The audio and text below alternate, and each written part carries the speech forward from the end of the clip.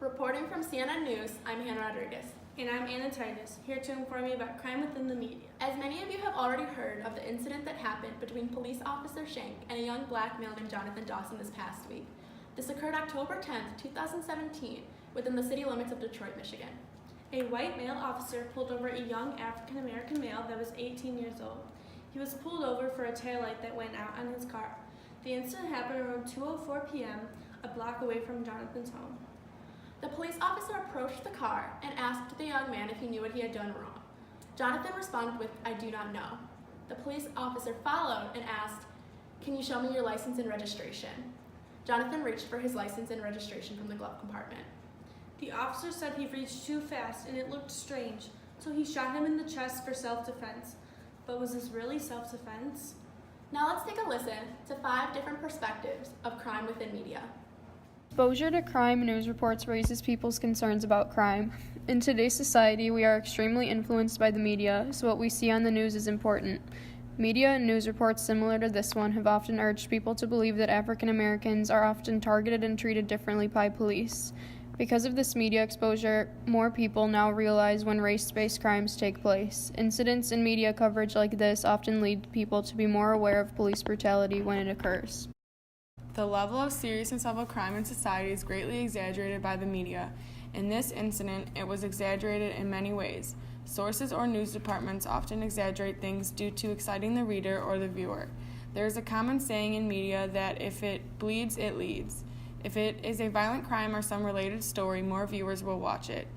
Due to exaggeration, this causes many people to stress out. The news does not help out with that at all.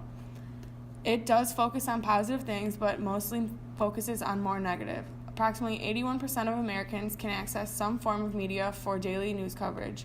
Also, people end up talking to one another about what they have seen in the news. This kind of exaggeration can play a big role in what people say they know about an incident. Opinions can go a long way. Crimes against white are given more attention by the media than crimes against people of color. There are 160 million more whites than African Americans in the United States. Even with the extreme differences, African Americans account for 24% of the deaths, despite being only 13% of the population. 4% of those deaths are caused by interactions with cops. This is probable to the crime because it did not get a lot of media coverage. A lot of crimes dealing with an African American male are not noticed by the media and are set aside. Many people believe that the police officer had probable cause for his actions, however, many believe he did not. Depiction of crime in the media is very influential. Often there are distorted representations of crime which shape how we view criminals, crime, and respond to a given criminal act. Often in the media, at least in this day and age, there have been many racially charged crimes and police brutality crimes we have witnessed. Through seeing so many repeated criminal acts, we have been socially constructed to respond in a certain way. We often feel outraged and that the suspect discussed in the media needs to be punished, even though there may be very little evidence to convict them. We have become immune to feel that who we may think is the bad guy is to be punished. Without a doubt, this news report we just heard is a very common story we see every day. As much as we may see it, we have all been able to form our own opinions about the situation and assess it ourselves, even if we do not receive all the facts. In this case, it is easy for us to assume the officer is at fault and unfairly killed an African American man because of how we have been influenced by the media. The media overrepresents people of color as criminals and criminal suspects. In this case, the police officer assumed that the guy was going to possibly pull a gun or any other act of violence, perchance, while reaching for his registration. Because he was a different color, the wrong hypocritical idea was given to the officer, so he shot him.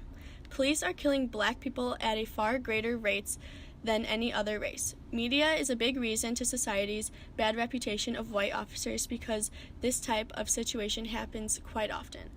Although the officer truly believed he was following his duty, society recognizes the situation as the officer just being racist. Because of this crime, people are at a disagreement on what really happened.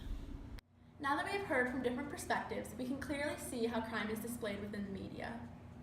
The different perspectives that we covered were exaggeration, victim bias, racism, punitive, and influential. All of these topics connect to crime with the media because they all exemplify characteristics of law enforcement and how it is portrayed. Thanks for tuning in to this week's segment on crime within media. Can't wait to see you next week.